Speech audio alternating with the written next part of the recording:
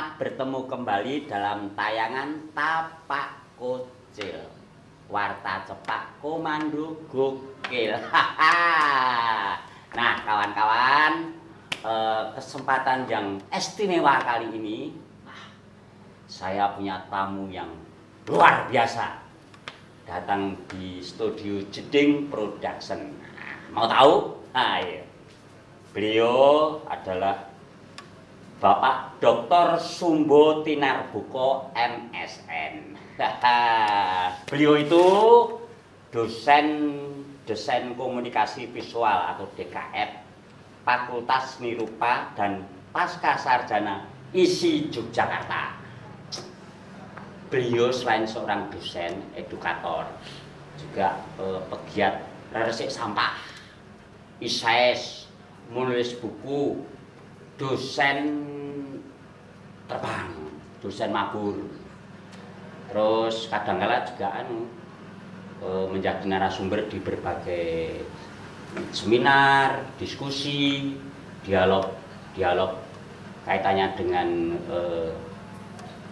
pendidikan atau apapun. Beliau itu komplit, bahkan istilah beliau itu adol abab atau ider cangkem.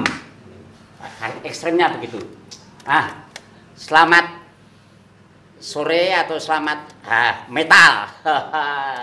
Mohon izin buka wadah kondok biar tampak depan dan tampak belakang, Pak Kocil. Manis. Mas Sumbo, ya. Wah, sehat-sehat? Alhamdulillah, sehat. Amin. Menurut medsos. Tapi kalau menurut diskus belum tentu. Harus dianu dulu ya, dicek dulu. Harus disogok-sogok sana sini.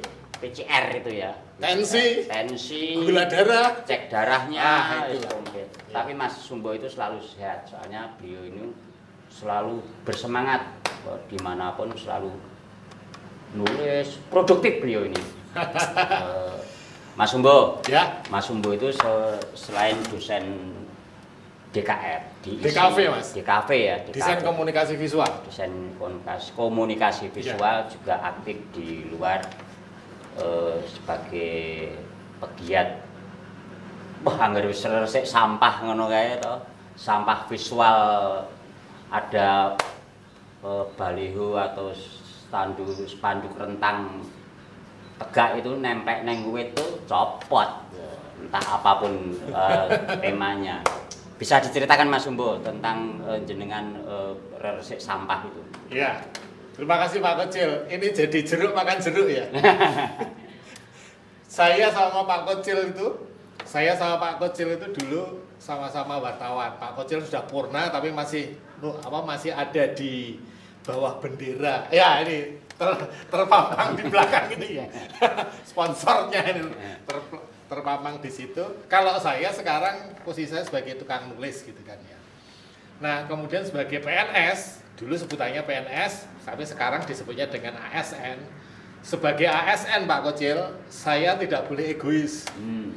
Jadi setelah melaksanakan tugas saya sebagai seorang guru atau seorang dosen, Umar Bakri ya. Umar Bakri. Ya, kringklong gitu kan ya.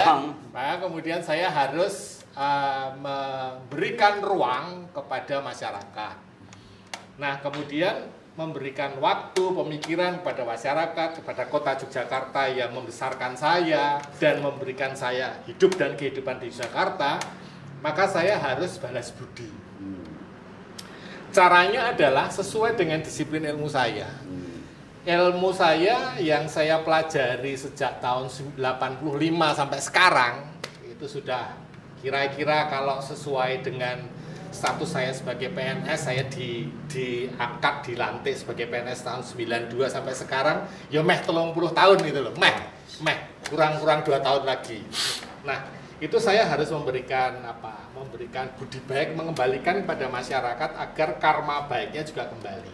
Maka kemudian ilmu desain komunikasi visual itu kan proses berkomunikasi untuk menyampaikan pesan, entah pesan sosial, pesan komersial, atau pesan politik, tergantung konteksnya bagaimana. Nah, Kemudian upaya menyampaikan pesan ini harus menggunakan berbagai macam media. Nah, disitulah desain komunikasi visual punya peran. Tetapi sayangnya setelah desain itu jadi, desain iklan, desain billboard, desain baliho, spanduk dan segala macam yang terutama yang ada di ruang publik, itu kenapa peruntukannya menjadi salah? Salahnya adalah ruang publik itu tidak boleh diprivatisasi oleh merek dagang komersial atau merek politik, partai politik. Tetapi ini harus menjadi milik siapapun. Pemandangan itu tidak boleh ditutup oleh bentangan spanduk atau rentangan billboard. Pemandangan di ruang publik, di jalan raya. Karena ini akan mengganggu keamanan pejalan kaki, keamanan pengendara motor karena tidak terlihat. Itu satu. Kemudian yang kedua, pohon itu menjadi sasaran tembak mereka, Pak Kojen. Pohon itu kemudian seolah-olah menjadi tiang pancang reklame yang gratis yang dilakukan oleh oknum-oknum yang saya sebut sebagai teroris visual. Mereka adalah pelaku yang menyebarkan iklan komersial, iklan politik dan apapun itu ya dengan memanfaatkan, dengan menempelkannya di pohon. Nah, saya meskipun saya itu sudah 56 tahun, tapi kalau menurut WHO itu saya masih pemuda. Masih lagi lucu-lucunya gitu ya. Makanya saya dengan jenengan kan masih berani gondrong karena kita kan pemuda. Saya mentol. Kan begitu. Saya mengedukasi mahasiswa pertama kali. Kemudian dari mahasiswa kemudian melebar karena saya punya kemampuan menulis, saya punya banyak kenalan teman-teman wartawan, maka kemudian saya mencanangkan bahwa iklan luar ruang atau outdoor, iklan luar ruang yang dipasang tidak sesuai dengan peruntukan itu yang disebut dengan sampah visual. Kemudian statement yang kedua, ruang publik tidak boleh diprivatisasi oleh iklan politik, iklan komersial, ataupun iklan-iklan yang dia tidak mengikuti aturan, memasang sesuai dengan peruntukannya, dan membayar pajak reklame.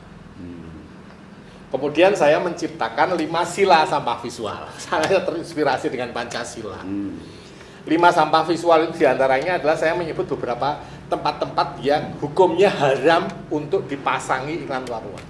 Misalnya?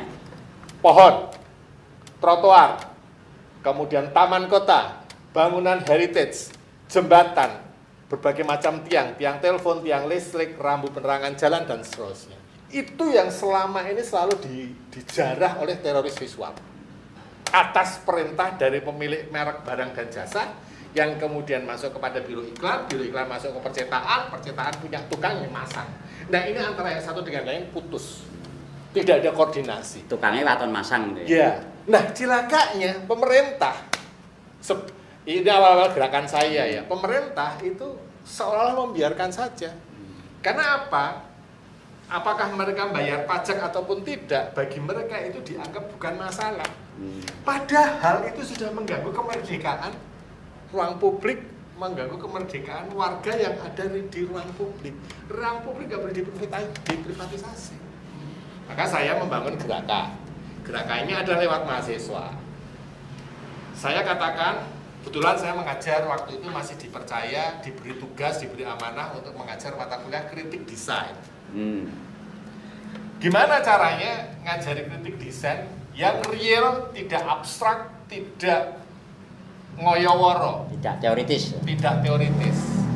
Survei lah naluri wartawan saya muncul lagi. Sahanteng le. Potret sana potret sini untuk presentasi kuliah.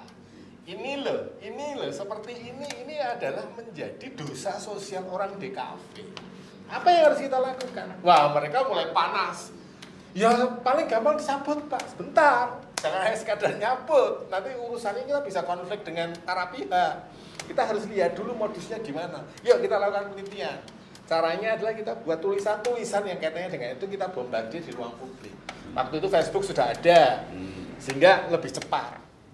Saya nulis intens gitu lah, saya di media, kemudian pada satu titik pada saat saya pameran mata kuliah DKV 4 desain komunikasi visual 4, itu kemudian saya ajak ke kawan-kawan, apa yang akan kita sumbangkan dari pameran ini. Jangan hanya kamu menunjukkan egoisme bahwa kamu seorang desainer yang hebat, bisa membuat karya yang bagus, tapi karya itu nggak bisa dinikmati oleh warga masyarakat. Selain pameran, apa yang akan kamu buat? Manfaatnya ya apa? Iya. Manfaatnya. Betul, betul. Terus saya katakan, kamu ingat nggak awal kuliah? Apa yang pernah kamu inginkan? Jabut sampah visual, Pak. Lah ya mari. Itu, yuk kita kelola. Terus lokasinya di mana? Sekitar kampus saja. Kita undang wartawan. Biar ini bagian dari eksperimen pendidikan. Tidak hanya mengajar, tapi juga harus memberikan sumbangan, menunjukkan pada masyarakat bahwa ilmu DKV itu tetap ada pada wilayah ideal. Tidak hanya mengacu kepada urusan praktek, praksis, dan sekadar kejar setoran. Pembukaan pameran diawali dengan resik sampah visual di sekitar kampus. Areanya itu kita pakai seremonial, mengundang ketua P3I, mengundang teman-teman pers, mengundang TV, kemudian mereka orasi, dan kita jalan. Saya katakan waktu resik sampah visual jangan ada yang pakai motor. Kenapa Pak nggak pakai motor, kan jauh? Enggak. Ini kita harus melihat kalau pakai motor sangat mungkin akan terjadi tawuran. Karena panas awak dunia butuh atau breng-breng ngomong breng-breng malah rampung kan gitu kan.